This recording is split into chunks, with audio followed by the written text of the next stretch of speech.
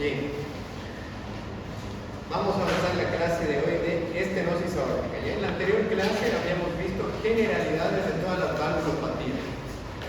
Ahora vamos a ir en específico por cada valvulopatía y por cada válvula. Entonces la primera valvulopatía que vamos a avanzar es estenosis aórtica. Cuando hablemos de valvulopatías, solo vamos a tener dos tipos de valvulopatía, o estenosis o insuficiencia. ¿Qué quiere decir estenosis? ¿Cuál es la definición de estenosis? Es una válvula que no se puede abrir bien. ¿Cuál es la definición de insuficiencia? Una válvula que no puede cerrarse bien. ¿Ya? Entonces, cuando hablamos de estenosis aórtica, tenemos que tomar en cuenta que la válvula aórtica no se puede abrir en su totalidad. Y al no abrirse en su totalidad, disminuye el flujo sanguíneo a través de esta válvula. Eso como definición de estenosis aórtica. En cuanto a las generalidades, existen varias causas de estenosis aórtica. Las principales causas a nivel mundial son la degenerativa y secundaria a fiebre reumática. Degenerativa, como cualquiera de las enfermedades degenerativas, está incluido la aterosclerosis. Al ser una enfermedad degenerativa, es una enfermedad que va a ocurrir con los años. O sea, no se espera encontrar una estenosis aórtica degenerativa en un paciente joven. Y como pueden ver en la imagen, usualmente una válvula aórtica normal, que es la que está a la izquierda, pierde su configuración, sus paredes se hacen más gruesas porque tiene acúmulo de ateromas y de calcio. O sea, la principal causa a nivel mundial, degenerativa. Y la segunda causa, sobre todo en países subdesarrollados, fiebre reumática. La fiebre reumática es importante porque en nuestro país y en países vecinos, la fiebre reumática, a diferencia del mundo entero, tiene una prevalencia alta de fiebre reumática y estenosis aórtica. Tal punto que la fiebre reumática llega a ser muchas veces la primera causa de estenosis aórtica. Y por último tenemos la bicúspide. La bicúspide la vamos a entender mejor viendo esta imagen. Entonces tenemos acá una válvula aórtica normal. Si se dan cuenta, esta válvula aórtica normal tiene tres válvulas, tiene tres puertas. Usualmente una válvula aórtica está compuesta por tres velos, tres válvulas. Eso en la mayoría de las personas. Pero en un porcentaje importante de personas, esta válvula aórtica únicamente va a tener dos velos o dos válvulas. ¿Se dan cuenta acá, no? La diferencia de tener tres puertas dentro de la válvula, únicamente se tienen dos puertas. Y de ahí el nombre de bicúspide. Obviamente, al tener esta alteración congénita, o sea, los pacientes nacen con esta alteración valvar, se predispone a valvulopatías, sobre todo estenosis aórtica. En la imagen C tenemos una válvula aórtica con fiebre reumática. Si se dan cuenta, la fiebre reumática produce una fusión en las comisuras. O sea, las puertas de las válvulas de la válvula aórtica de alguna forma están pegadas, están fusionadas.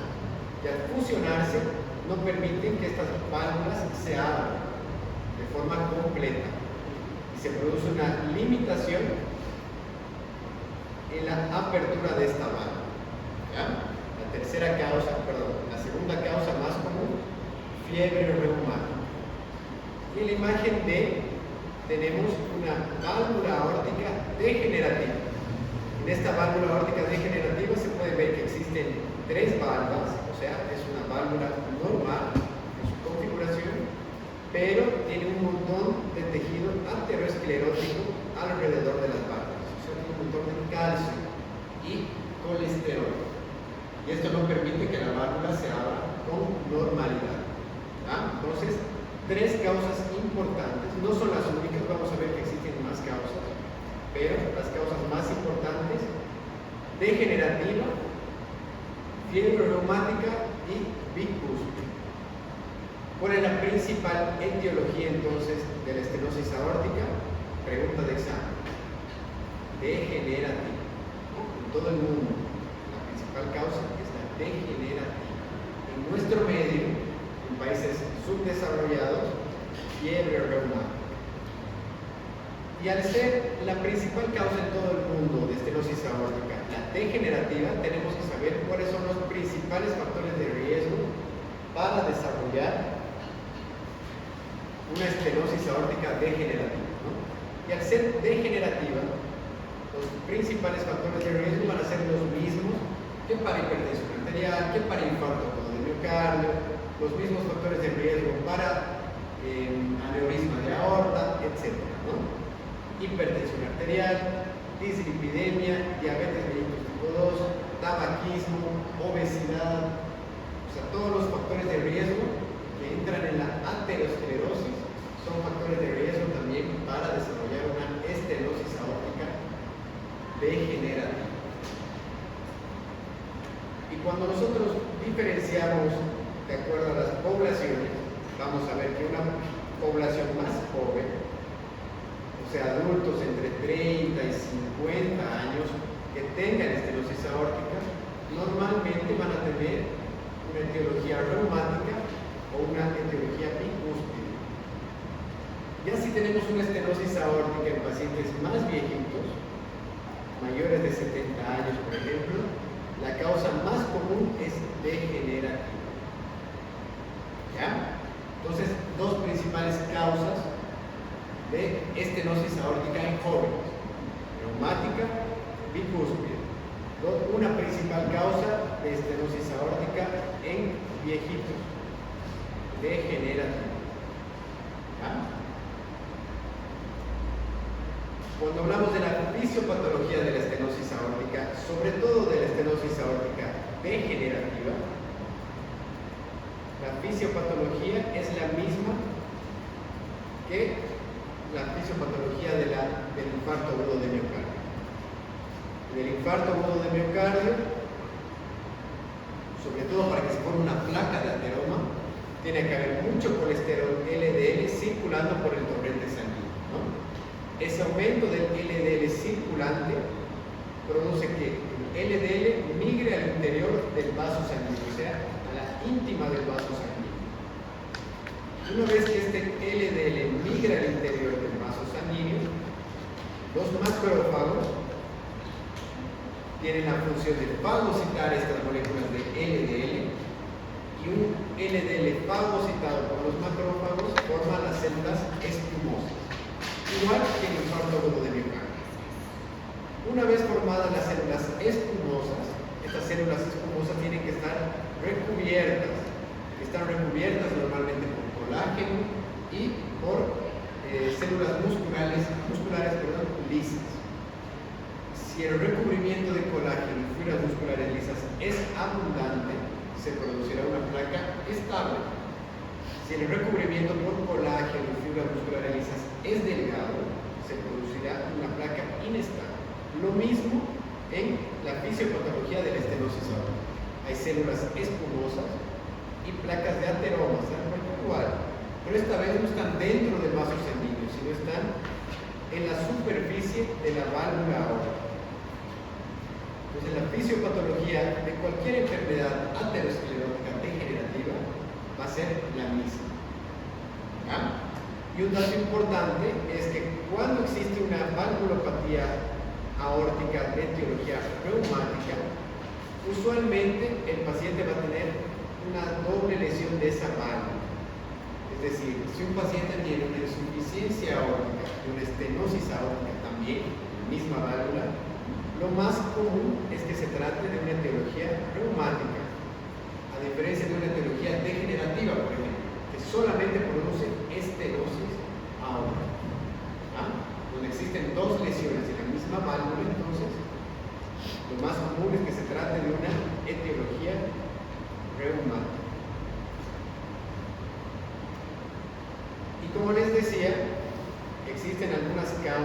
que son menos comunes de estenosis aórtica. Las más comunes, 3: fiebre reumática, degenerativa y cúspide. Las más comunes. ¿Hay otras causas? Sí.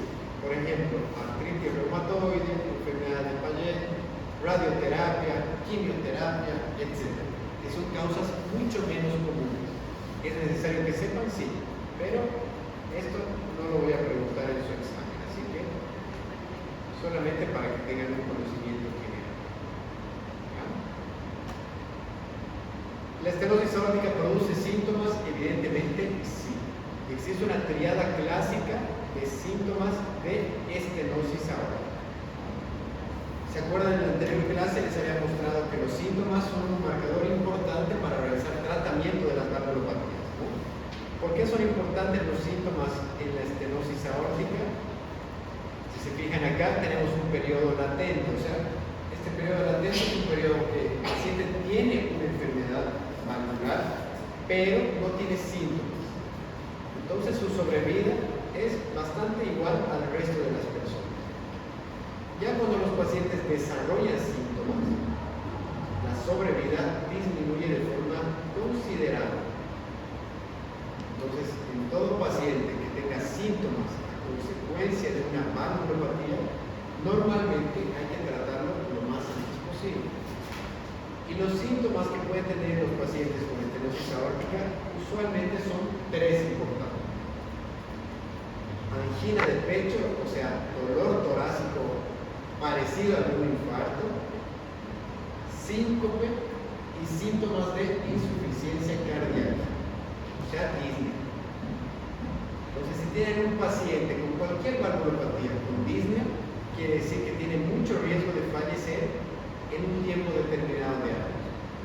Si tienen un paciente que se desmaya y tiene una valvulopatía aórtica, también tendrá un tiempo de años de sobrevida.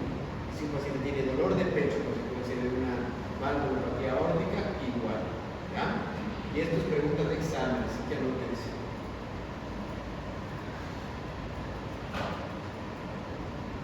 Esta triada de síntomas es tan importante que si un paciente con una estenosis aórtica empieza a desarrollar disnea, usualmente va a tener una sobrevida de aproximadamente 2 años. O sea, tiene 2 años más de vida. Si no se trata esa valvulopatía, en 2 años el paciente probablemente esté muriendo. Igual, si un paciente tiene síncope, o sea, se desmayó a consecuencia de una estenosis aórtica, normalmente tiene una sobrevida de aproximadamente 3 años. Y si un paciente tiene dolor de pecho a consecuencia de la estenosis aórtica, tendrá una sobrevida de 5 años. ¿Ya? Entonces, esto es pregunta de examen, se lo pongo acá para que estudien con más énfasis esta diapositiva. 3 años de sobrevida si el paciente tiene síncope. 2 años de sobrevida si el paciente tiene síntomas de insuficiencia cardíaca, es decir, disnea. Y 5 años de sobrevida si el paciente desarrolla angina.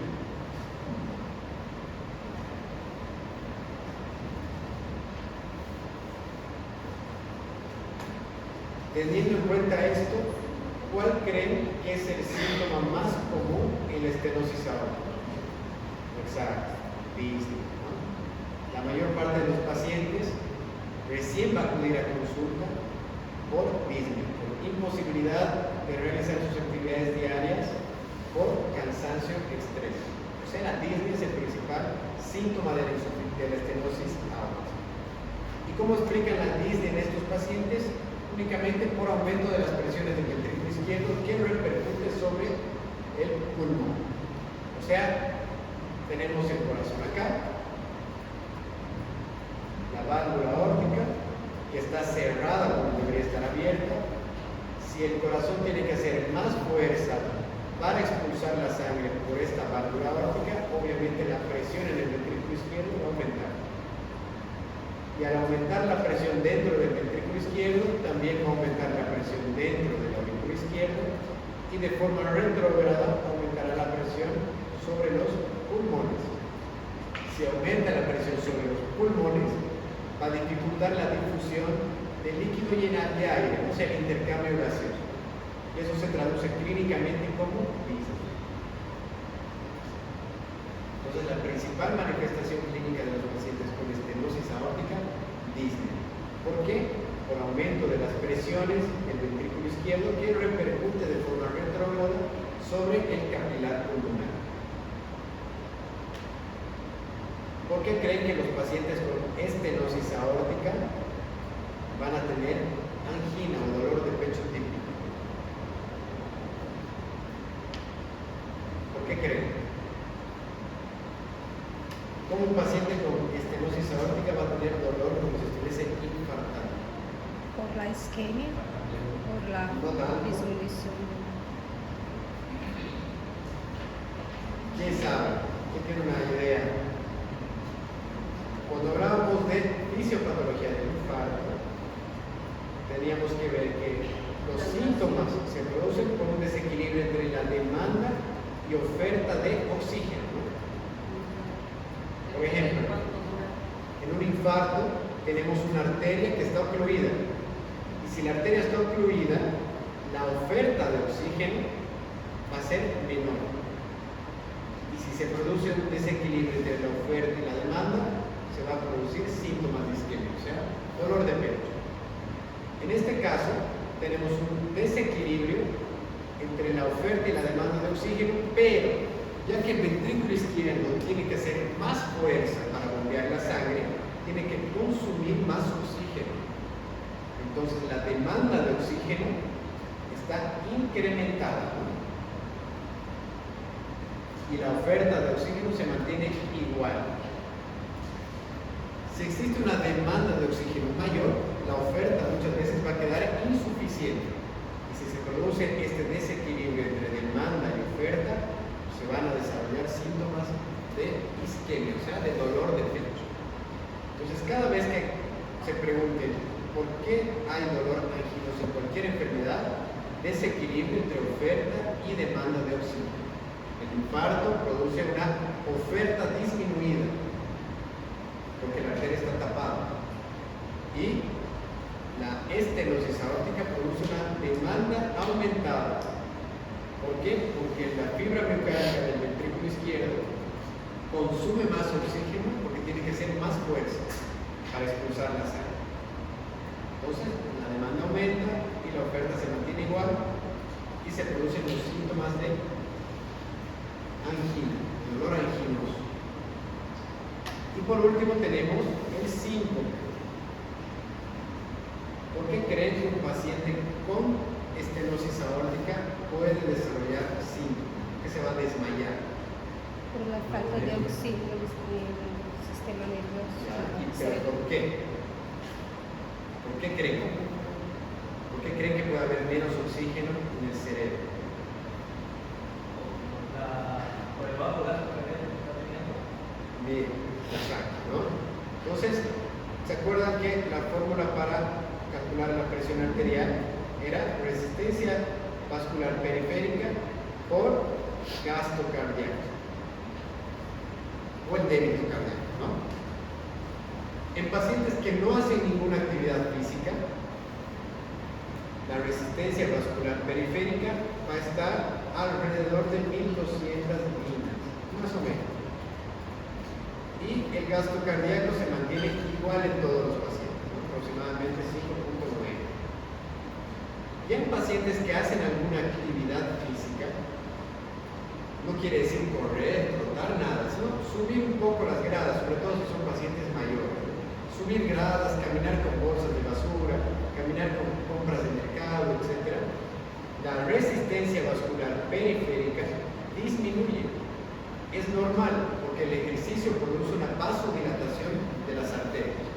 Si se produce una vasodilatación de las arterias, la resistencia que están ofreciendo estas arterias a nivel periférico disminuye. Y en personas normales, esta resistencia vascular periférica se acompaña de un aumento del gasto cardíaco, aumentando la frecuencia cardíaca y el volumen de sangre que sale por cada latido, ¿no? Eso es normal. Por eso cuando ustedes corren, suben gradas, bajan gradas, la frecuencia cardíaca aumenta para para aumentar el gasto cardíaco y equilibrar la presión arterial.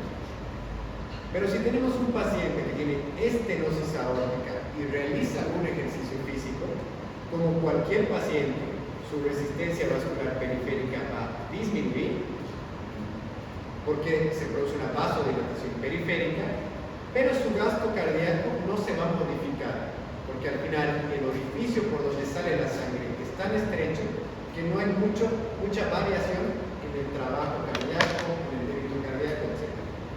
Entonces, en estos pacientes tenemos una disminución de la resistencia vascular periférica y un débito cardíaco inalterado.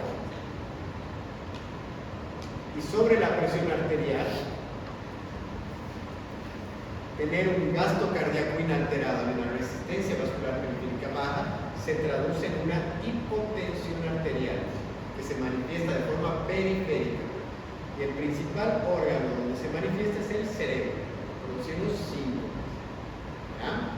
Por eso, los síncopes en pacientes con estenosis aórtica se dan sobre todo al realizar actividad física. No quiere decir correr, caminar, hacer algún deporte.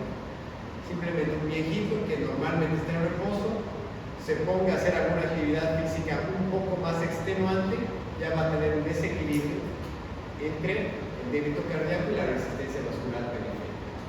¿Ya? Y por eso van a producirse los síncopes. Doctor, entonces Sí. no es que disminuye, que no se altera el Se débito. mantiene inalterado el gasto cardíaco. En realidad hay un término que caracteriza la estenosis aórtica, que se llama débito cardíaco fijo. Un débito cardíaco fijo quiere decir que no se altera ante los cambios de presión, de resistencia vascular periférica. Lo normal es que el débito cardíaco aumente mientras nosotros realicemos ejercicio. En personas que tienen estenosis aórtica no se incrementa porque el volumen por el que sale se mantiene igual. Entonces, síncope en estos pacientes se explica por eso. Y sobre todo, vamos a ver cuando se realiza alguna actividad física. Entonces, los tres principales síntomas ya los sabemos y sabemos por qué se producen. Angina del pecho, síncope e insuficiencia cardíaca. De aquí la importancia es saber cuál es la relación que tienen cada uno de estos síntomas con la sobrevida de edad en años de los pacientes. ¿Solamente son esos los síntomas que se producen en pacientes con estenosis aórtica? Evidentemente no. Hay una relación importante entre pacientes que tienen estenosis aórtica y hemorragia digestiva.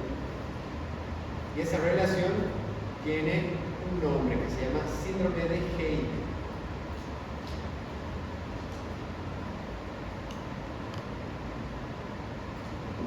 Usualmente este síndrome de Haydn tiene dos componentes. El primer componente es una angiodisplasia del intestino delgado o del intestino grueso. ¿Han llevado gastro ustedes? En gastroenterología hay tres causas comunes de hemorragia digestiva. La primera causa son las varices esofágicas o las úlceras gástricas.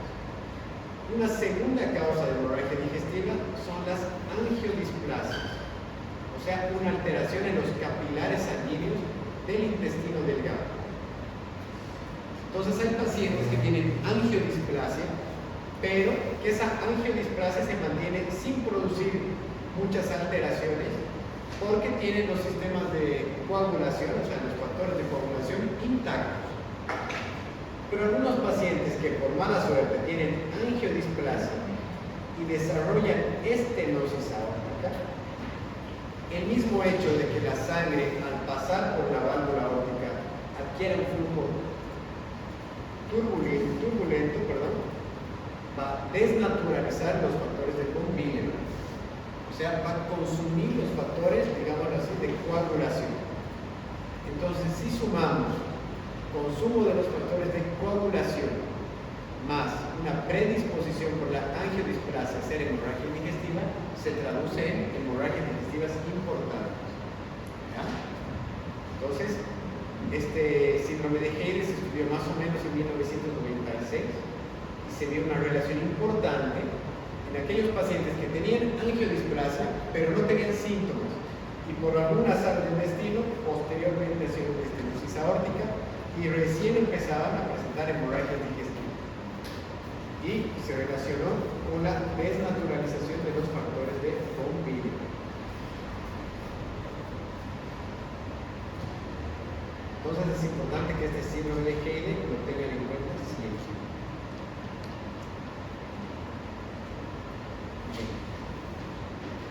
¿Cuáles son los factores complicadores de la estenosis aórtica? O sea, cuando hablamos de factores complicadores, vamos a ver más adelante que una estenosis aórtica se clasifica en tres grupos: leve, moderada y severa. Pacientes que tienen una estenosis aórtica moderada y se asocian a una fracción de eyección del ventrículo izquierdo menor al 50%, tienen mayor chance de hacer eventos cardíacos mayores. Entonces, un complicador importante de la estenosis aórtica es la fracción de eyección. Ya habíamos visto que si aumenta el esfuerzo del ventrículo izquierdo, obviamente habrá también una disfunción del ventrículo izquierdo. Y a la larga se traduce como una insuficiencia cardíaca. Y si la insuficiencia cardíaca ya tiene una fracción de eyección reducida, la estenosis aórtica tiene un factor más para complicarse. ¿Alguna duda, alguna pregunta hasta acá? ¿Algo que no haya quedado claro? Sí. ¿Puede repetir, doctor, por qué la fracción de eyección es una complicación? Claro, o sea, no es una complicación, sino es un factor complicador. O sea, ¿qué va a impulsar? ¿Qué quiere decir factor complicador? Digamos que tienen un paciente con una estenosis aórtica importante, y tienen otro paciente con estenosis aórtica importante, pero la diferencia entre estos dos pacientes está en la fracción de eyección. Este paciente de acá arriba tiene una fracción de eyección del 60% y el paciente de acá abajo tiene una fracción de eyección de, digamos, 45%. ¿Cuál de estos dos pacientes tiene más posibilidades de hacer eventos adversos? 45. El que tiene la fracción de eyección más baja, ¿no? Entonces, un complicador de eventos cardiovasculares importante en la estenosis aórtica es la fracción de eyección. ¿Y esto de qué sirve? Digamos que tienen estos dos pacientes en la lista de espera de cirugía cardíaca para cambiar la válvula. ¿Cuál de los dos pacientes necesitaría operarse antes? El de 45 de fracción de eyección, ¿no? Entonces, ¿por qué? Porque este paciente tiene más riesgo de hacer algún evento adverso hasta esperar su cirugía. Entonces, de eso, o por ese motivo, perdón, en realidad para ese motivo nos sirve evaluar la fracción de eyección, para predecir el riesgo de eventos adversos en pacientes con estenosis. ¿Ya? Si tienen un paciente con estenosis aórtica importante y además su fracción de eyección está baja, su pronóstico será peor. ¿Alguna otra duda, alguna otra pregunta? Bien. Entonces vamos a hablar ahora del examen físico. Y pregunta de examen, que ya ha sido pregunta de examen. ¿Cuál es la alteración del pulso clásica en la estenosis aórtica? Pulso parvus, ¿no? Usualmente el pulso normal es como el que lo tienen acá a la izquierda. O sea, es un pulso dicrótico. Tiene una onda P1 y un componente A2. O sea, esta cúspide se produce por el cierre de la válvula aórtica. En cambio, en un pulso parvus et tardus, el pulso tiene una amplitud mucho menos alta, o sea, el pulso tiene una amplitud disminuida y tiene una duración más amplia. ¿Veis su nombre? Tardus. porque tardan más en desaparecer, y paros de menor intensidad comparada con un pulso normal. Entonces, clásicamente van a encontrar un pulso paros tardos en pacientes con estenosis aórtica lógicamente importante.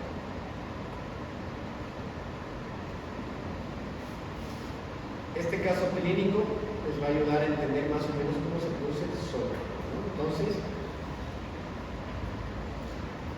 tenemos un paciente con 70 años que acude a Disney, que acude a consulta por Disney por un símbolo.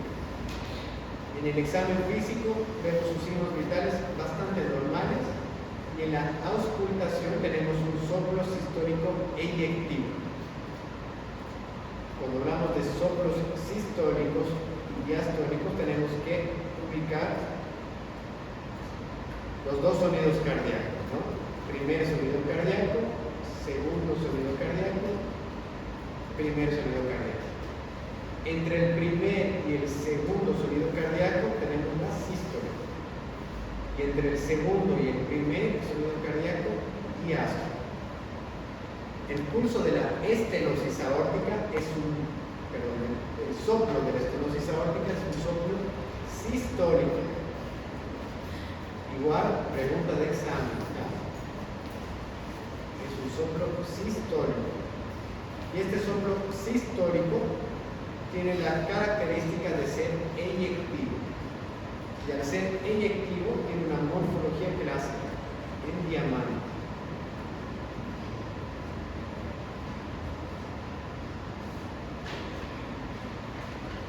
No sé si se escucha, pero ya cuando les pase más o menos da para escuchar, ¿no? Cuando le pase las diapositivas van a escuchar mejor este tipo de soplo característico de la estenosis aórtica. Entonces, si tenemos este cuadro clínico, paciente de 70 años, que acude a consulta por disnea, síncope, y además tiene un soplo sistólico y eyectivo, ¿cuál será su presunción diagnóstica? Una valvulopatía aórtica. Valvulopatía aórtica. ¿De qué tipo? Tipo estenosis. Y por la edad, ¿ustedes creen que este paciente tiene una etiología reumática o una etiología degenerativa? Degenerativa. Ya saben, pacientes más viejitos normalmente tienen una etiología degenerativa. Algo importante al evaluar un soplo sistólico es ver si está acompañado de este fenómeno de Gallia-Bardini, igual pregunta de examen. Y para entender este soplo de Gallia-Bardini, tenemos que ver la relación que existe entre la válvula aórtica y la válvula mitral. Si se dan cuenta, la válvula aórtica y la válvula mitral comparten un mismo tabique. O sea, están separados entre sí solamente por un tabique. Entonces, una estenosis aórtica importante, la vibración que esta produce, muchas veces se va a irradiar hacia la válvula mitral. Y en la válvula mitral, en el foco de auscultación mitral, vamos a auscultar también un soplo sistólico en diamante. Pero la diferencia está en el timbre. Normalmente cuando auscultamos un soplo aórtico lo vamos a auscultar un soplo más rudo. O sea, como esto, rudo. Y cuando auscultamos un soplo en el foco mitral, con la misma característica de ser el diamante, lo vamos a auscultar de forma más aguda, con un timbre más agudo. No quiere decir que sean dos valvulopatías distintas, simplemente es la estenosis aórtica que está reflejando su soplo hacia la válvula mitral. Y esto lo podemos ver en esta imagen de ecocardiografía, ¿no? Tenemos la válvula aórtica acá y la válvula mitral aquí. Si se dan cuenta, la relación que existe entre la válvula aórtica y la mitral es bastante estrecha. Y al tener esta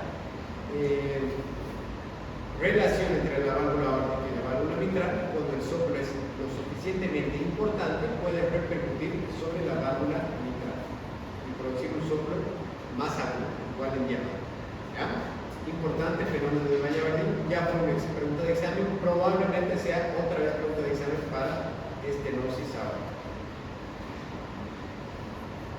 En general, hay algunos signos que nos orientan a que el paciente pueda tener más gravedad en la estenosis aórtica.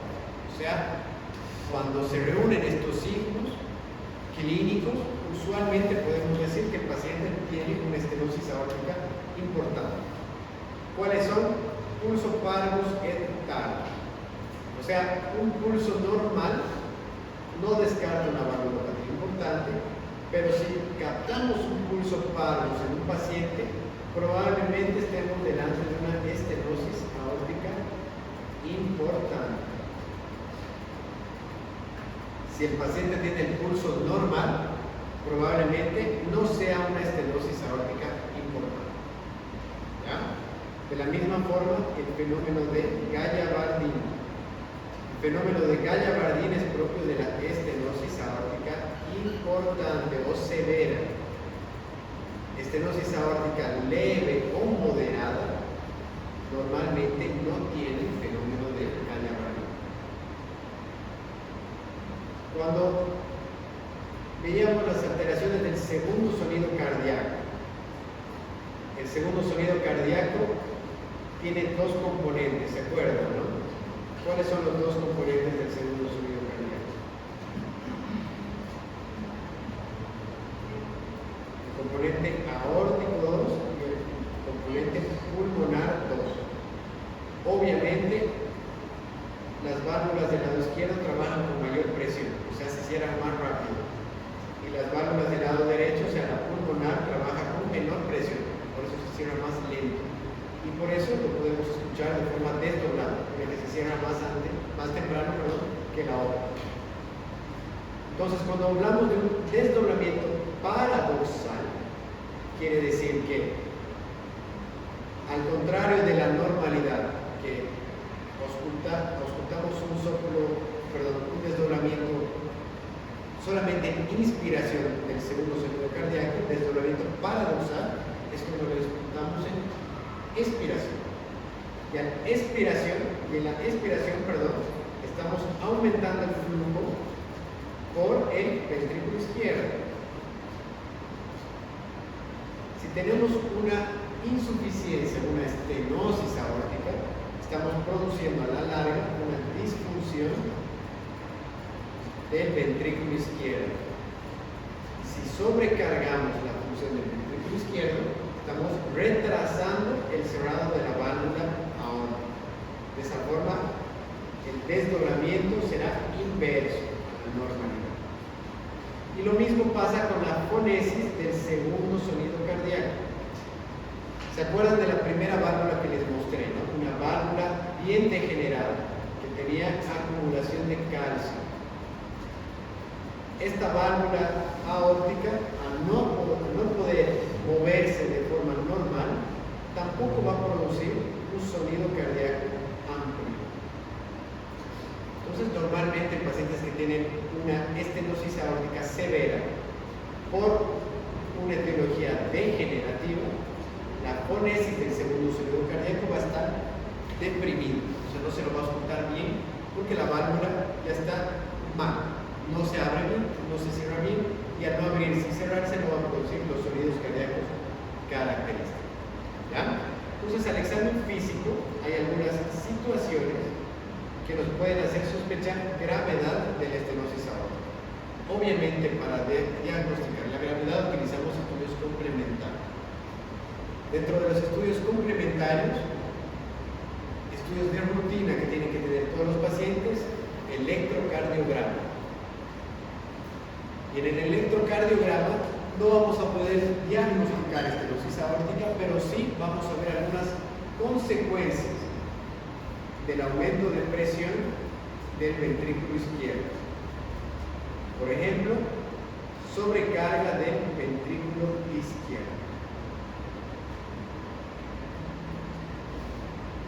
¿Conocen algunos signos electrocardiográficos de sobrecarga del ventrículo izquierdo? ¿Cuáles? ¿Cómo se llama eso?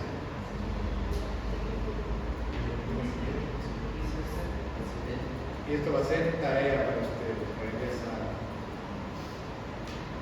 ¿Qué signos electrocardiográficos existen para ver sobrecarga del ventrículo izquierdo? Voy a dar algunos. El que ya hemos visto, strain, ¿no? Strain del ventrículo izquierdo.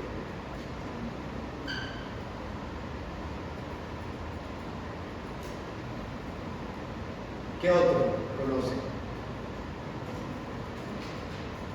Están los criterios de Cornell para ver sobrecarga del ventrículo izquierdo.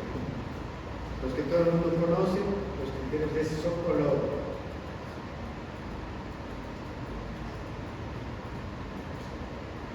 Y por último, el que se estudió hace pocos años y el que tiene mayor importancia para ver sobrecarga del ventrículo izquierdo son los criterios de Peguero-Lopresti. Estos cuatro no son los más importantes, el más importante sin duda es Lopresti, pero son los que más van a ver en un electrocardiograma compatible con sobrecarga del ventrículo izquierdo. Peguero-Lopresti. O Lopresti. Lopresti.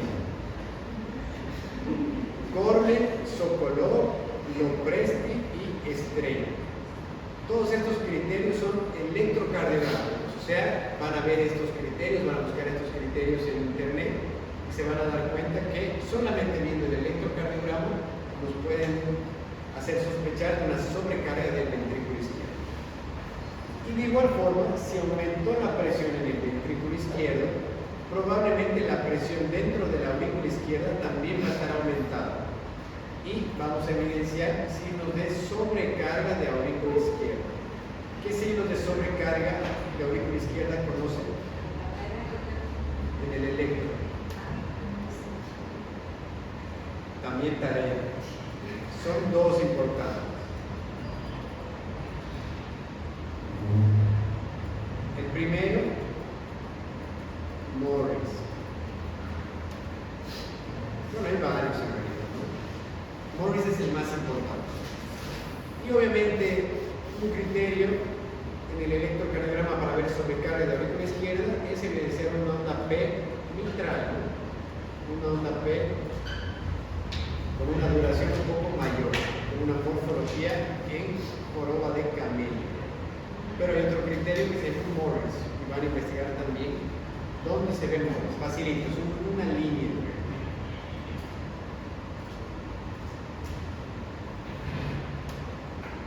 Esos son los signos más importantes de sobrecarga, tanto de aurícula izquierda como de ventrículo izquierdo. Pero también los pacientes posteriormente pueden desarrollar bloqueos de primer grado o bloqueos de RAM, que esto es mucho menos frecuente. Entonces, lo más frecuente, los dos signos de sobrecarga, tanto de aurícula como de ventrículo izquierdo. ¿Y ustedes creen que en la radiografía del tórax se ve evidenciar alguna alteración?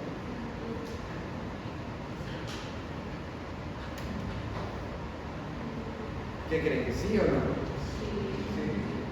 ¿Cuál sería la alteración más significativa en la radiografía del tórax?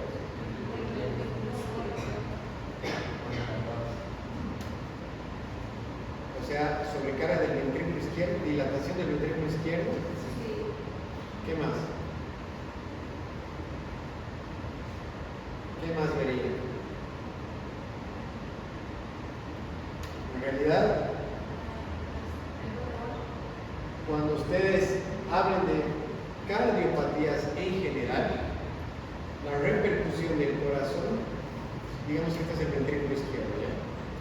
Puede ser de forma concéntrica o de forma excéntrica. Esto es un corazón normal. Y esta es la pared miocárdica. Cuando el corazón se dilata, puede crecer de forma concéntrica, es decir, hacia el centro. En este caso, las paredes del corazón se hacen más gruesas, pero el diámetro se mantiene el mismo. Y puede ser de forma excéntrica, que las paredes del corazón no están tan dilatadas, pero el diámetro es mayor. Esta clasificación se utilizaba antes para cualquier tipo de cardiopatía, cardiopatía concéntrica o cardiopatía excéntrica.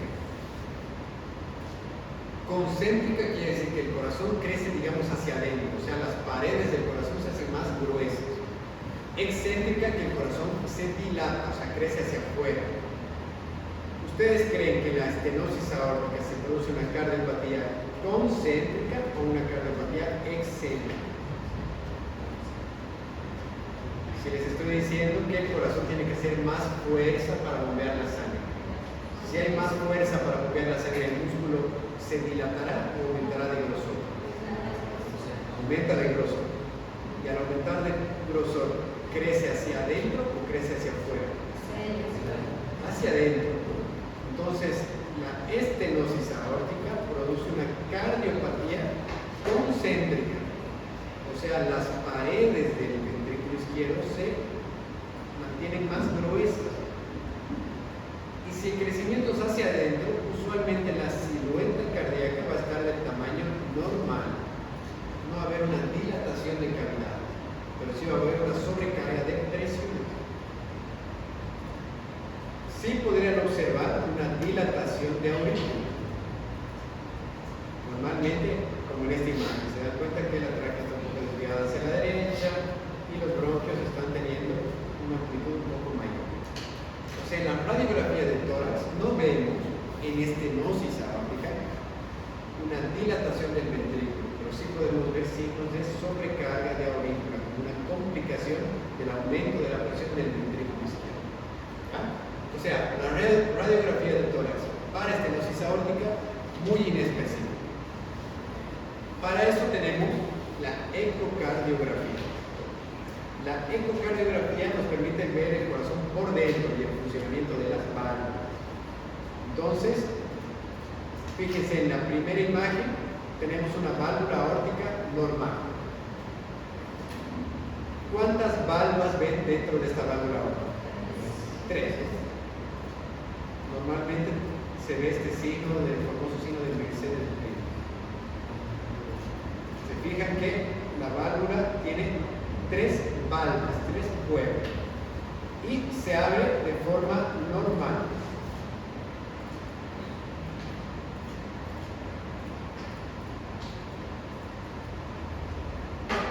¿Se dan cuenta? Se abre en su totalidad la válvula aórtica. Esta es una válvula aórtica normofuncional. Ahora fíjense en esta imagen. ¿Se abre bien la válvula? Esta es su apertura máxima de la válvula. Parecida a esta, a la de arriba, en absoluto, ¿no? Entonces tenemos una válvula aórtica que no se abre bien. O sea, una válvula aórtica estenosal. ¿Qué alteraciones más pueden ver acá? Comparando esta válvula con esta. Se lo voy a poner en video para que la vean cerradita. Ahí. Esta válvula normal y esta una válvula estenosal. ¿Qué alteraciones hay? Está engrosada. Tiene acumulación de ateromas.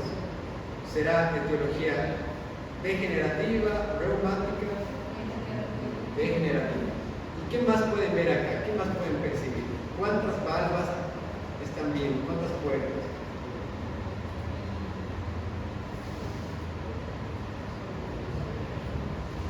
Solamente 2 puertas. ¿Se fijan? Aquí hay una puerta y acá está la otra.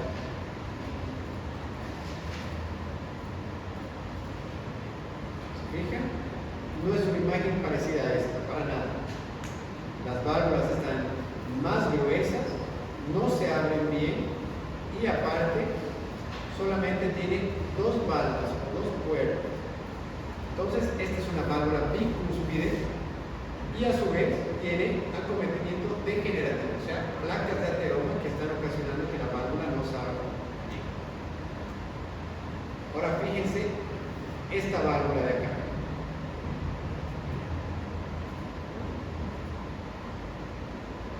¿Se abre bien? Se abre con limitación, ¿no? Esta es su apertura máxima. Comparada con esta, es muy diferente. Entonces la apertura de esta válvula ya está reducida, la válvula de abajo. Entonces ya tenemos una estenosis aórtica. ¿Dónde está la alteración en esta válvula?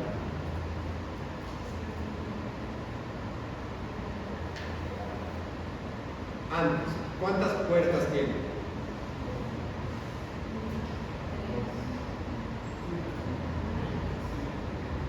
¿Cuántas puertas tiene esta válvula? Tiene una puerta acá arriba, otra puerta acá y otra puerta acá. Entonces, si se fijan bien, son tres puertas, ¿no? Es una válvula tricúspide. Pero ¿por qué esta válvula no se está abriendo como esta de acá? ¿Qué limita su apertura?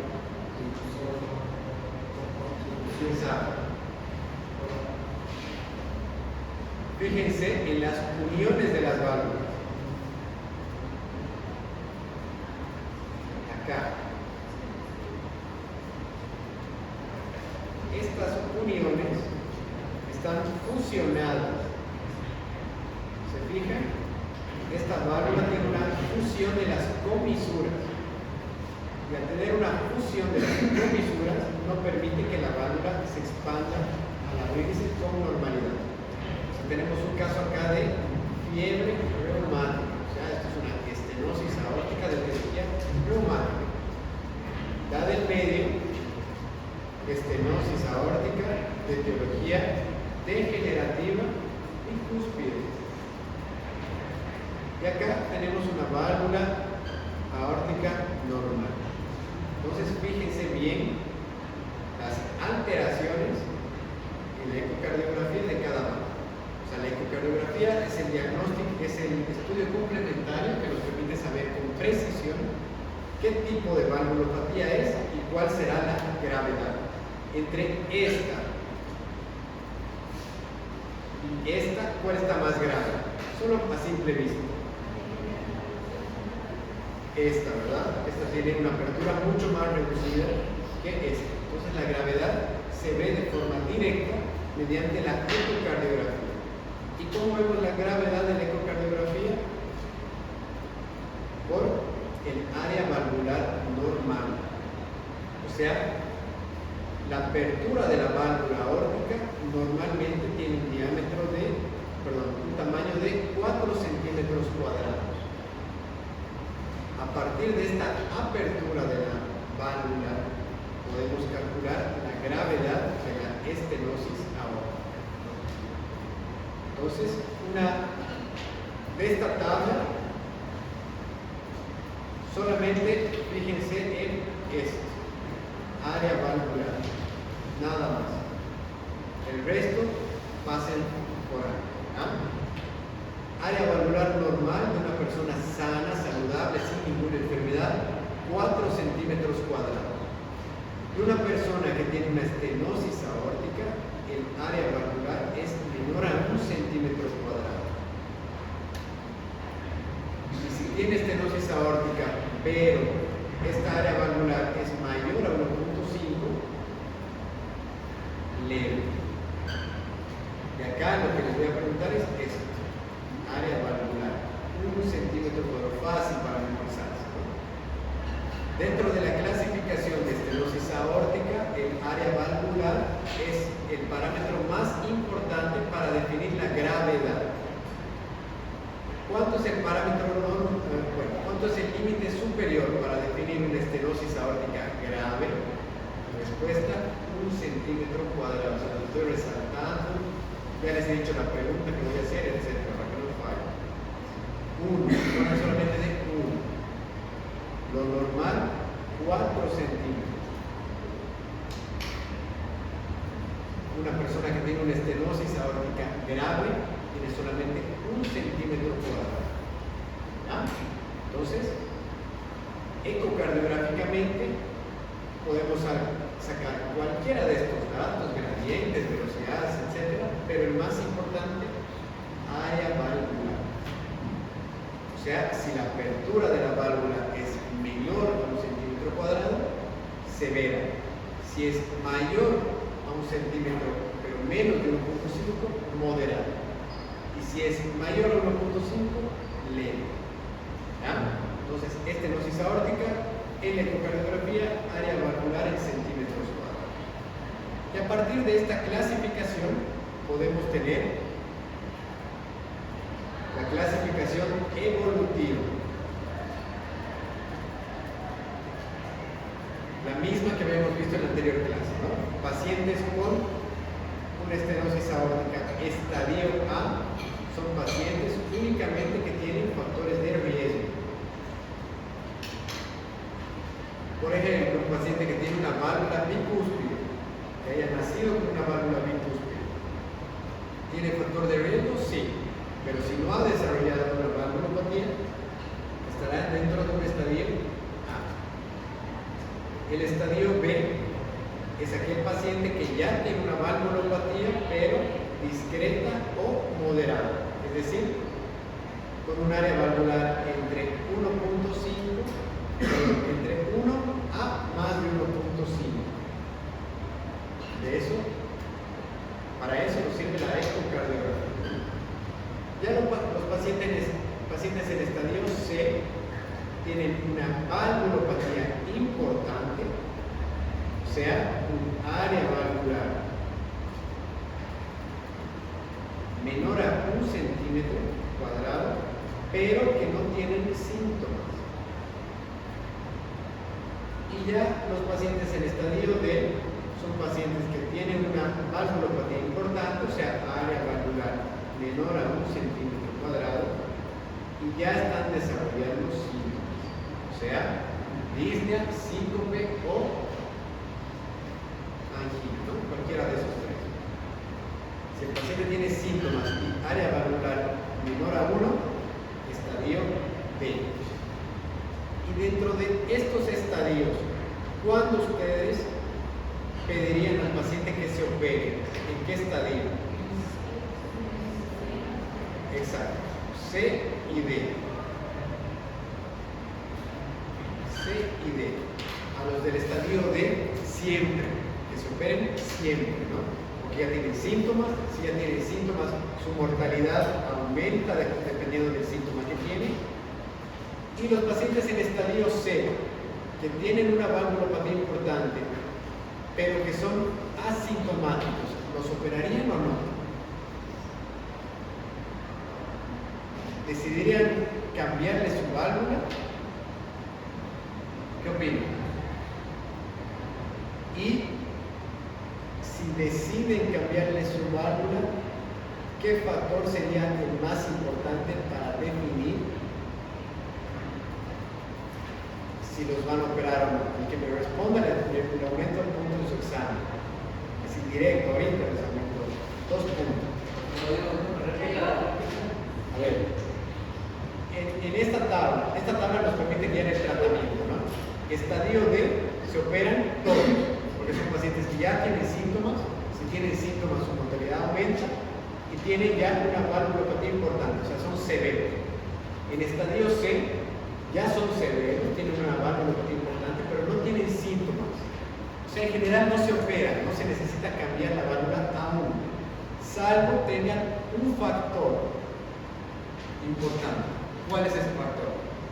El que me responda le doy 2 puntos. Nada. ¿Qué? ¿Qué?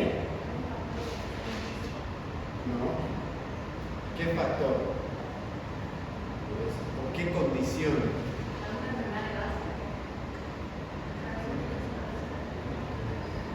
Y se los he dicho en clase. Hace un rato atrás. ¿Qué?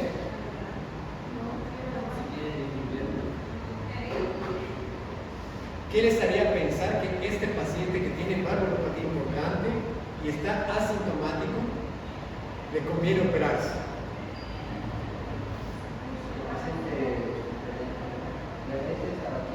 ¿No? ¿Por la edad que va a tener? ¿La edad?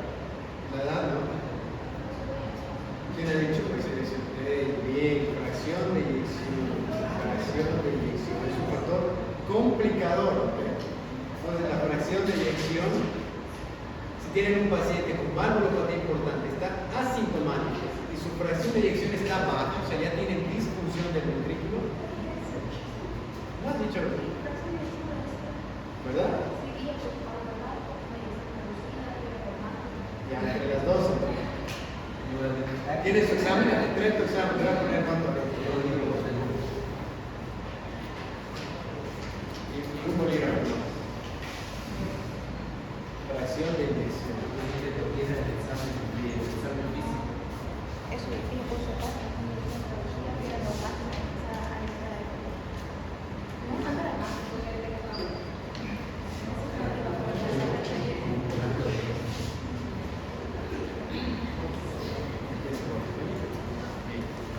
Entonces, la clasificación evolutiva nos permite guiar el tratamiento del paciente. Y obviamente solamente existe un tratamiento para hacer eso, un tratamiento definitivo. El tratamiento definitivo es reemplazo valvular. O sea, la única forma de curar al paciente es cambiándole esa puerta y ponerle una puerta nueva, un material protésico. El tratamiento medicamentoso, o sea, dar pastillas a los pacientes, no evita la progresión de la enfermedad. Igual, pregunta de examen. Una de las siguientes opciones es incorrecta de acuerdo al tratamiento de la estenosis aórtica. Les voy a poner, los pacientes con estenosis aórtica severa se benefician con tratamiento medicamentoso. Falso, ¿no? Tratamiento medicamentoso no evita la progresión de la enfermedad. Pero existen algunos medicamentos que nos ayudan a controlar los síntomas. O sea, no vamos a mejorar la sobrevida, pero sí vamos a mejorar los síntomas del paciente. Por ejemplo, los diuréticos nos van a servir si el paciente tiene signos de congestión. Inhibidores de la enzima convertidora de angiotensina o los ARA nos van a ayudar si el paciente ya tiene una insuficiencia cardíaca a consecuencia de la estenosis aórtica. Beta bloqueadores deberían ser evitados. ¿Por qué? Porque los beta bloqueadores disminuyen el gasto cardíaco, ¿no? Si el gasto cardíaco ya está comprometido por la propia enfermedad, darle un medicamento que reduzca más el gasto cardíaco, produce mayor aparición de síntomas. Y como les había dicho, la estenosis aórtica tiene un sustrato importante de la aterosclerosis. Y un fármaco importante en la aterosclerosis y en el infarto agudo del miocardio eran las estatinas. Sin embargo, los estudios que se han hecho hasta ahora no han mostrado un beneficio de utilizar estatinas para estenosis aórtica. Si bien la fisiopatología es la misma, las estatinas solamente se deben usar si hay dislipidemia. O sea, no nos sirven para mejorar la sobrevida en pacientes con estenosis aórtica. Entonces, si queremos dar un tratamiento farmacológico, son estas las opciones que nos ayudan a controlar síntomas, nada más que síntomas. Pero no nos ayudan a tratar la estenosis aórtica. ¿Qué? IECA o ARA2 si tiene el paciente ya insuficiencia cardíaca. Y para decidir el tratamiento tenemos este algoritmo que es el mismo que había mostrado en la anterior clase. Tenemos primero que evaluar la gravedad anatómica. Si es una discreta o moderada, el tratamiento es hacer seguimiento. O sea, no mandamos a reemplazar esa válvula. Una vez que hemos evaluado la gravedad anatómica, vemos la etiología. Si es una etiología reumática, si es una etiología degenerativa, etc. Si Si es una etiología degenerativa reumática o bicúspide y el paciente tiene síntomas, está indicada la intervención, o sea, cambiar de válvula y poner una válvula nueva. Y si el paciente no tiene síntomas, vemos los complicadores, que era la pregunta que les hacía. Existen varios complicadores, el más importante, fracción de eyección menor al 50%. Si el paciente tiene fracción de eyección menor al 50%, está indicada una intervención quirúrgica, o sea, cambiarle de válvula y ponerle una válvula nueva. Y existen dos tipos de tratamiento quirúrgico o intervencionista. Reemplazo valvular, o sea, ponerle una válvula nueva, abriendo el pecho del paciente, quitando la válvula antigua y ponerle una nueva. Y existe también el tratamiento mínimamente invasivo, que esto se consigue canalizando la arteria aorta y ponerle una prótesis por dentro de la arteria aorta encima de la válvula antigua. Esto se llama TAVI. Tenemos reemplazo valvular y TAVI. Ambas son opciones en los pacientes que tienen una estenosis aórtica severa. La diferencia está en los costos y en las complicaciones, ¿no? Algunos pacientes que son sometidos a reemplazo valvular, o sea que se le va a poner una válvula nueva, normalmente tienen una recuperación más prolongada, tienen más complicaciones, etcétera, ¿no? Solo que es una opción bastante factible por el precio. Ya esta TAVI usualmente necesitan 1 o 2 días de internación máximo, las complicaciones son mucho menores, pero el costo es elevadísimo. Entonces, en nuestro medio no es una realidad aún. Sí se hace, pero casos muy aislados. La mayor parte de las personas van a un reemplazo valvular, que es el tratamiento definitivo. ¿Ya? O sea, de esa forma nos aseguramos de que la válvula vuelva a funcionar de forma normal porque le estamos poniendo una válvula nueva.